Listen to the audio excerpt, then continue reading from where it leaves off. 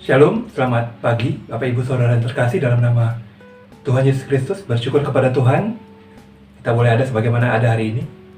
Kita boleh diberi kesempatan, diberi kasih karunia, diberi waktu oleh Tuhan menikmati hari yang baru.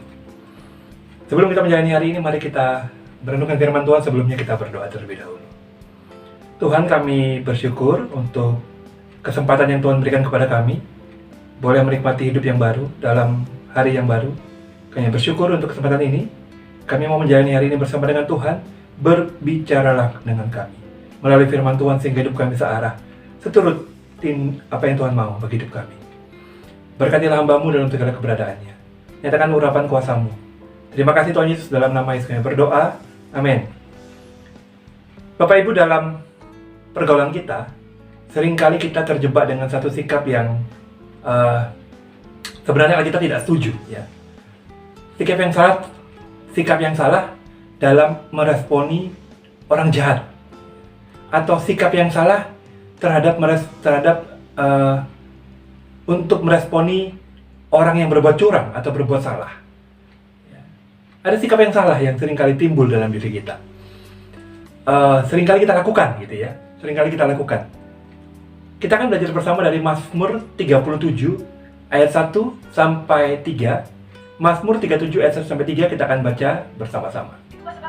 Satu dari kau, jangan gelisah karena orang jahat, jangan iri hati kepada orang yang berbuat salah. Saya memakai terjemahan dari yang berbeda. Jadi dalam terjemahan ini mengatakan jangan gelisah terhadap orang jahat, jangan iri hati terhadap orang yang salah atau yang curang. Terjemahan lainnya begini, jangan marah dengan orang jahat, jangan iri hati, dengki terhadap orang yang curang, atau jangan geram terhadap orang jahat, jangan iri terhadap orang curang, jangan gusar terhadap orang jahat. Seringkali kalau kita melihat orang jahat itu, ya, jujur saja, kenapa sih kok tidak dihukum aja dia, ya? Kenapa sih kok dia masih diberkati? Kenapa? Emosi kita jadi tidak stabil. Emosi kita sepertinya sedang terganggu, sangat terganggu dengan cara orang hidup yang sakar PDW. Ya. Kita kadang-kadang kalau nonton tayangan televisi itu, ya, kalau lihat orang-orang yang korupsi, senyum-senyum sendiri, bangga, tidak merasa bersalah, begitu ya, tidak merasa bersalah, senyum dan sebagainya, emosi, bahkan marah. Atau kadang kalau lihat orang-orang yang berbuat jahat terhadap anak-anak, gitu ya, orang tua terhadap anak, kita marah, emosi, gusar, geram. Rasanya kalau bahasa Surabayanya, nek ketemu tak pites iku. Kalau ketemu tak pencet gitu ya. Saking emosinya. Tapi sebenarnya itu kata Alkitab, tidak perlu seperti itu. Tidak usah gusar, tidak usah geram, tidak usah marah, tidak usah gelisah dengan orang jahat. Tidak perlu iri dengan orang-orang yang kadang-kadang curang.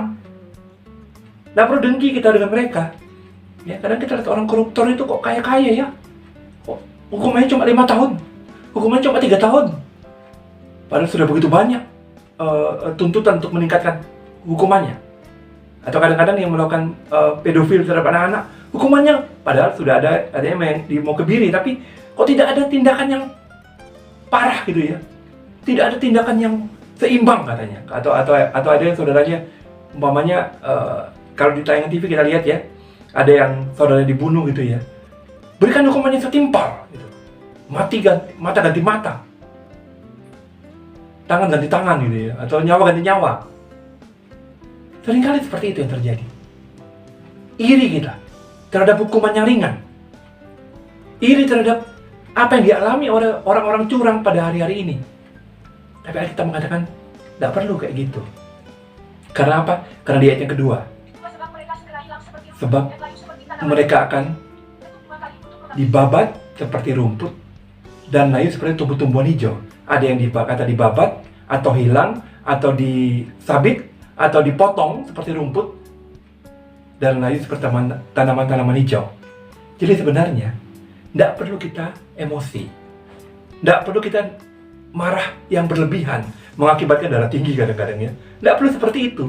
Karena apa? Tuhan itu adil. Tuhan itu tidak pernah tidak adil. Dia akan berbuat kepada orang-orang yang jahat. Dia akan bertindak kepada orang-orang yang curang. Tidak perlu kita menuntut berlebihan. Tidak perlu kita terpancing emosi. Tidak perlu kita gusar, geram, marah, ya, gelisah. Tidak perlu kita iri. Tidak perlu kita emosi. Tidak perlu. Karena apa? Tuhan akan bertindak. Mereka akan seperti rumput yang dipotong, rumput yang disabit, akan hilang begitu saja. Dan layu seperti tanaman-tanaman hijau, ada waktunya. Semua ada waktunya. Kalau Bapak Ibu perhatikan ya, di tayangan-tayangan TV, atau tayangan-tayangan film yang ada itu, istilah yang sering kali muncul ya dalam pergaulan kita, lakon menang keri. Dalam bahasa Jawa itu lakon menang keri, atau yang menjadi tokoh utama menangnya belakangan. Ya. Itu konsep itu terbangun karena adanya waktu bagi yang jahat. Di mana-mana kejahatan pasti akan runtuh. Di mana-mana kecurangan pasti akan terbongkar. Semua tindak tanduk kejahatan kita di bumi ini, semua tindak tanduk kecurangan kita ada konsekuensi logisnya. Tidak perlu iri, tidak perlu emosi, tidak perlu marah. Tetap jaga hati kita. Yang harus kita lakukan adalah percayalah kepada Tuhan. Lakukanlah yang baik. Ayat yang ketiga ya. Percayalah kepada Tuhan yang kita lakukan. Percaya bahwa Tuhan itu adil. Percaya bahwa Tuhan itu tidak pernah tidak menghukum kejahatan. Tuhan tidak pernah tidak menghukum kecurangan. Tuhan tidak pernah membiarkan kesalahan itu merajalela. Semua diberi waktu oleh Tuhan untuk bertobat. Semua diberi waktu oleh Tuhan untuk menyesal, untuk meninggalkan itu. Jadi kita tidak perlu terpancing emosi, tidak perlu marah. Yang penting kita hanya percaya kepada Tuhan bahwa Tuhan itu pribadi yang adil. Keadilan Tuhan itu bukan berarti orang itu, penjahat itu melakukan kejahatan A, hukumannya harus timpal dalam konsep dunia, dalam konsep manusia. Tidak. Hukuman Tuhanlah yang berlaku, yang kita boleh katakan adil. Keadilan berlaku karena pandangan Tuhan. Misalnya, seperti kalau orang membunuh, harus dibunuh, harus mati hukumannya. Tidak seperti itu. Semua ada sanksinya. Hanya Tuhan yang berhak menentukan sanksi itu. Maka kita wajib percaya saja kepada Tuhan bahwa Tuhan akan berbuat pada waktunya. Tuhan akan berbuat pada waktunya. Kita yang penting adalah jangan juga melakukan yang jahat seperti orang-orang itu. Kalau kita emosi, kita sama-sama jahat. Kalau kita marah, kita juga jahat. Kalau kita iri, kita juga curang dan jahat. Lakukanlah yang baik di negeri itu. Perhatikan ayat 8 ya tadi kalau salah. 8, jangan marah dan panas hati, itu hanya membawa celaka. Itu. Jangan marah dan panas hati, ayat 8. Itu hanya membawa celaka. Celakanya banyak loh. Secara psikis, kita menjadi orang-orang yang darah tinggi. Kalau ini medis, maaf, medis. Psikisnya kita menjadi tidak stabil emosi kita. Secara medis kita darah tinggi, bisa darah tinggi. Psikisnya kita tidak stabil emosi kita. Naik turun. Ayat 9. Sebab orang yang berbuat jahat akan dilenyapkan, Itu. tetapi yang berharap kepada Tuhan akan mewarisi tanah itu. Orang yang berbuat jahat akan dilenyapkan. Yang tidak berbuat jahat akan berbahagia dan menikmati warisan di tanah itu. Ada loh akibatnya orang yang berbuat baik itu, yang tidak berbuat jahat itu berbahagia. Di ayat yang ketiga itu ya, berbahagia. Ayat yang ketiga. Diam di negeri itu dan berlakulah setia. Nah, ini ayat yang ketiga. Ayat yang ke-9, maaf. Yang berharap pada Tuhan akan mewarisi tanah itu, mewarisi wilayah itu, akan menikmati berkat intinya. Yang percaya kepada Tuhan, yang berbuat baik, yang berlaku setia, akan menikmati berkat. Akan menikmati berkat. Mari kita hidup, jangan terpancing emosi. Percayalah kepada Tuhan, lakukanlah yang baik. Percayalah kepada Tuhan dan lakukanlah yang baik. Lakukanlah yang baik, Diamlah di negeri itu dan tetaplah setia kepada Tuhan. Setialah dengan Tuhan. Kita akan menikmati berkat-berkatnya. Jangan terpancing emosi. Jangan marah, jangan geram. Ingat sekali lagi, kalau kita percaya kepada Tuhan, Tuhan itu adil. 1 Yohanes 1 ayat 9 mengatakan, Tuhan itu adil dan setia. Dia adil melakukan tindakan penghakiman terhadap manusia. Tidak perlu kita yang menghakimi. Tuhan punya waktu bagi kita semua. Jadi mari kita belajar hari ini untuk tidak perlu terjebak dengan emosi yang salah terhadap orang-orang jahat maupun orang-orang berbuat curang. Jangan marah, jangan gusar, jangan geram. Jangan iri.